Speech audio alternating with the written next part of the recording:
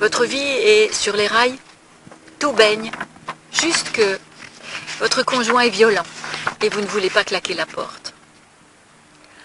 Et si le problème n'était pas là? Bonjour, je suis Michel Andreev, thérapeute, et j'accompagne les personnes à retrouver le vrai sens de leur vie et leur pleine santé. Vous passez sûrement beaucoup de temps à chercher la raison qui pousse votre ami ou votre conjoint à avoir des comportements inconvenants. Il vous critique, vous injurie, ou vous renvoie dans les cordes à la moindre fausse note, ou pire, alors que vous faites tout ce qui est en votre pouvoir pour lui montrer que vous l'aimez. J'ai écouté beaucoup de clientes dans mes consultations qui se lamentent de mauvais traitements alors qu'elles s'efforcent de tout donner, de tout comprendre, bref, d'être dans l'amour et la bienveillance.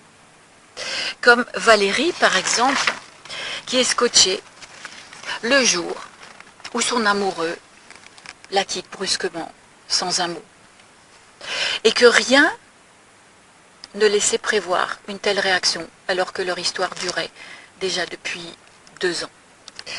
Ou bien, comme Mireille qui se désespère à chaque fois que son homme se met à l'insulter et à l'humilier devant les amis, sans aucune raison apparente. Et si le comportement déviant de votre compagnon n'était pas le véritable problème? Et si la graine de ces dysfonctionnements était justement dans l'amour que vous lui donnez? Si vous n'arrivez pas à le quitter alors que vous êtes autonome, c'est peut-être qu'une partie de vous continue d'avoir besoin de ces accès de violence. C'est probablement que cette partie de vous semble s'accommoder des maltraitances et donc vous rend en partie responsable de ce que vous créez dans votre relation amoureuse.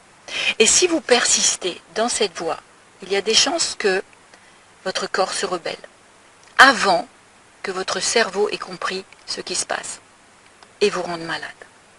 Alors, n'attendez pas qu'il soit trop tard pour agir. Et je vous souhaite de vivre pleinement votre vie.